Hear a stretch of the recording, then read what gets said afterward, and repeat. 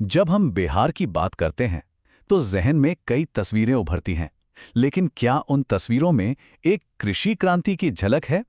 आज हम बिहार में खेती की उसी शांत लेकिन बहुत ही शक्तिशाली कहानी को समझने की कोशिश करेंगे।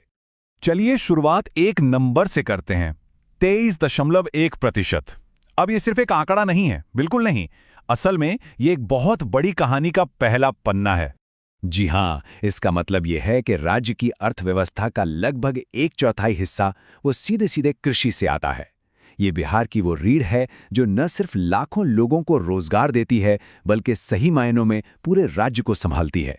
तो सवाल उठता है कि ये सब हो कैसे रहा है। देखिए, ये विकास कोई अचानक या संयोग से नहीं हुआ है। इसके पीछे एक पूरी रणनीति है जो इस दस्तावेज में छिपी है, जिसे कहते हैं राज्य का चौथा कृषि रोड मैप। हम इसमें आगे और गहराई से बात करेंगे, लेकिन पहले ये समझना जरूरी है कि बिहार के किसानों ने किन चुनौतियों से लड़के ये मुकाम हासिल किया है। जरा सोचिए, बिहार की खेती को हमेशा से इन मुश्किलों का सामना करना पड़ा है। किसानों के पास छोटी छोटी बिखरी हुई जमीनें, फसल को बाजार तक ले जाने के लिए इंफ्रास्ट्रक्चर की कमी। इन सब मुश्किलों के बावजूद जो तरक्की हुई है वो इस कहानी को और भी खास बना देती है। तो चलिए अब बात करते हैं इस विकास के पहले और सबसे अहम पिलर की, अनाज। ये वो फसलें हैं जो राज्य की फूड सिक्योरिटी मतलब खाद्य सुरक्षा की बुनियाद हैं। यहाँ एक बहुत दिलचस्प बात सामने आती है।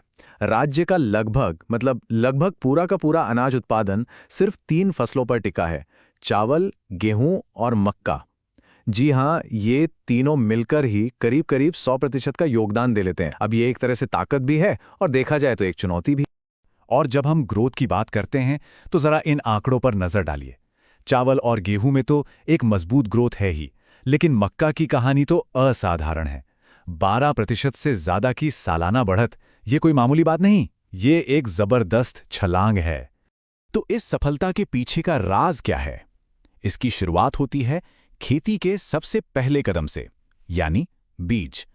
बिहार राज्य बीज निगम ये पक्का कर रहा है कि किसानों तक अच्छी क्वालिटी वाले बीज पहुंचे, क्योंकि सब जानते हैं बेहतर बीज ही बेहतर फसल की नींव होता है। अनाज के अलावा एक और सेक्टर है जहां बिहार बहुत तेजी से अपनी पहचान बना रहा है, और वो है बागवानी। ये वो एरिया है जहां फसलें ज़्यादा कीमती होती हैं और विकास की रफ्तार भी आप कह सकते हैं काफ़ी तेज़ है।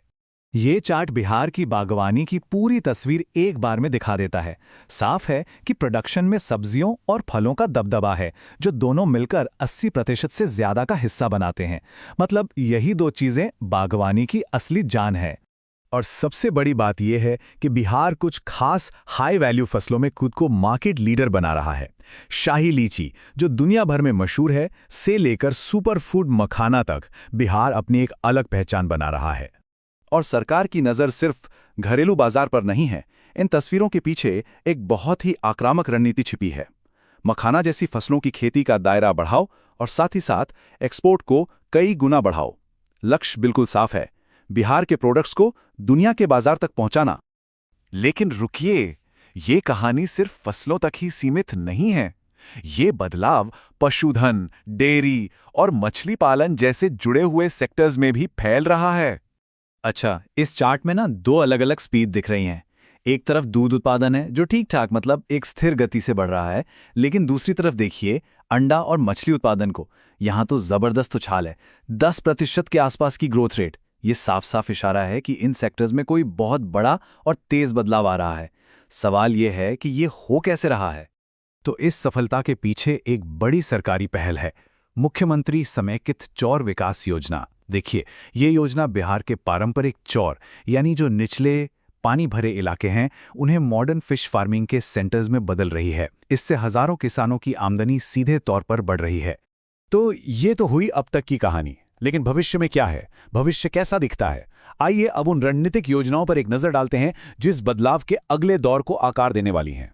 भविष्य की योजनाओं का अंदाजा इन आंकड़ों से साफ लगता है। लक्ष्य है सिर्फ 5 सालों के अंदर फलों के उत्पादन को डबल से भी ज्यादा करना। ये एक बहुत बड़ा और कहना होगा बहुत साहसिक लक्ष्य है।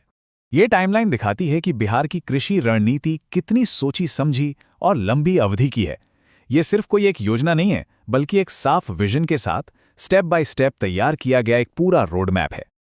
और आखिर में हम आपको इसी एक बड़े सवाल के साथ छोड़े जाते हैं क्या यह कृषि रोड मैप सिर्फ बिहार की अर्थव्यवस्था ही नहीं, बल्कि उसके पूरे भविष्य को बदल सकता है? ये कहानी सिर्फ आंकड़ों की नहीं है, ये लाखों लोगों की जिंदगी और एक पूरे राज्य की तकदीर बदलने की क्षमता के बारे में है।